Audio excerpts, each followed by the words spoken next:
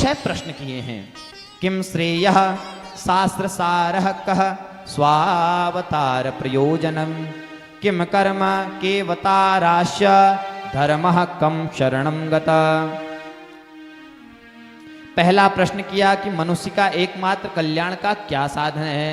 कि देखो मनुष्य को क्या, देखो इन 6 प्रश्नों को अपने पर घटाइएगा। सबसे पहले प्रश्न का क्या किया, किम श्रेयः, कि मनुष्य का एकमात्र कल्याण का क्या साधन है। प्रायः हम लोग सभी चीजों में भटकते रहते हैं, कभी किसी चीज को कर रहे हैं, कभी किसी चीज को कर रहे हैं। इसलिए कहा कि किम श्रेयः, कि कौन सा ऐसा साधन है कि भगवत प्राप्ति हमको हो जाए। क्या हम भूत जब पूजूं, मशाण जब पूजूं, हंकार जब पूजूं, या फिर और भी होते हैं अभी स्मरण में नहीं आ रहे हैं, क्या इनको पूजबेर हमार भगवान प्राप्ति है ली। या फिर यूं कहो कि हंक पूजू, मशाण पूजू। भैया जब तुम इनको जी पूजन में रहला तो भगवान की कृपा का तुम पाला, भूतू में जी रजाला। जैसे तुम अपन परिवार में रुचा, अपन अंतनाग जी सब कुछ तुम समझे है, तो उसको तुम भूतू बीच में रह भगवान के पछाड़ला। इसलिए भगवान जो सत्ता छू, भगवान जो स्थान तू सर्वोपरि छू, भगवान को पुजला या भूत मशाण नवग्रह जदुचिनिया शनि राहु केती यह सब बज्जनी। अरे वो रावण को सोचो, जो रावण कुबेर जस जो धनाध्यक्ष छू, रावण में कुछ लिया करोड़ों रुपए लिया तो वो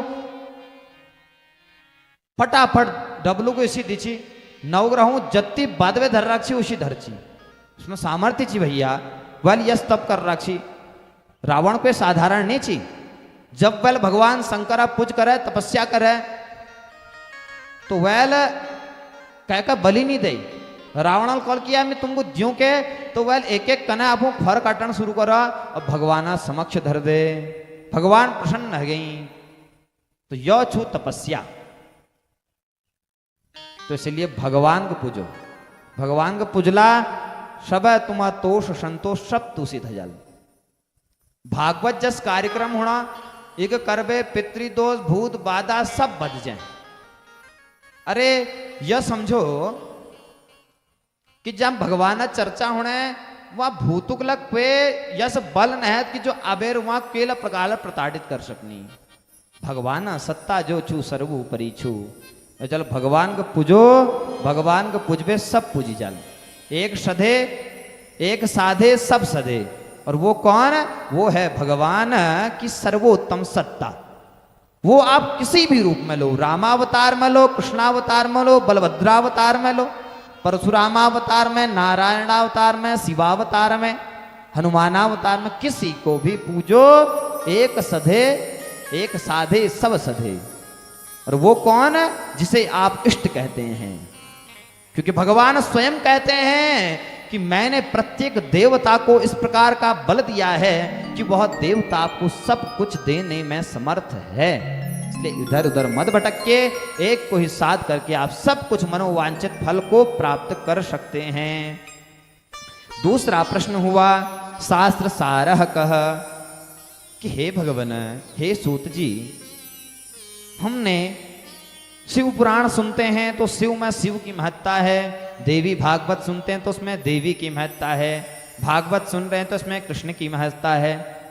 आप अंततः विशेष रूप से हमें यह बताइए शास्त्र सारः कह, कि शास्त्र का सार क्या है, हमें क्या करना चाहिए। इस प्रकार का प्रश्न किया है। फिर कहते हैं कि इस सब में बहुत प्रकार के कर्म बताए गए हैं। कोई कहते हैं मंगल का व्रत लो, कोई कहते हैं एकादशी लो, कोई कहते हैं मंगलवार लो। कि हे भगवान, हे गुरुदेव, हम बड़े संकित हैं, हमें कौन सा कर्म करना चाहिए जिससे हमें सब कुछ सब फल प्राप्त हो जाए। यह दूसरा प्रश्न है। पहला प्रश्न कौन सा हुआ कि मनुष्य का एकमात्र कल्याण का साधन कौन सा है। दूसरा प्रश्न क्या हुआ कि शास्त्र का सार क्या है, क्या उसे करना चाहिए। फिर कहते हैं स्वावतार प्रयोजनम, कि हे भगवान, हम देखते हैं कि भगवान रावण को मारने के लिए रामावतार लेते हैं, कंस को मारने के लिए कृष्णावतार लेते हैं, हिरण्यकश्यप को मारने के लिए नरसिंहावतार, वाराहावतार लेते हैं। तो क्या भगवान एक ही अवतार से इन सबको नहीं मार सकते हैं। इसलिए इतने अवतार लेने का क्या प्रयोजन है। सच पूछो तो हम सबके मन में, अज्ञानियों के मन में, जिनकी बुद्धि अभी अत्यंत नून है, मंद बुद्धि है, उन सबके मन में इसी प्रकार का प्रश्न उठते रहता है। तो इसलिए तीसरा प्रश्न क्या? स्वावतार प्रयोजनम। और चौथा प्रश्न किया किम कर्म केवताराश्य, कि इतने अवतार लेने का क्या महत्व है, क्यों इतने अवतार वह लेते हैं, और क्या करना चाहिए, क्या छोड़ना चाहिए, विधि निषेध का वर्णन आप हमें विधि भांति बताइएगा। और फिर छठा प्रश्न जो किया है, पांचवा प्रश्न है कि भगवान किस अवतार में कौन सा कार्य करते हैं। और अंतिम जो प्रश्न किया वह कहा कि धर्मम कम शरणम गतः, कि जब भगवान इस धराधाम को छोड़ करके चले जाते हैं तो धर्म कम शरणम गतः, वह जो धर्म है वह किसकी शरण में जाता है।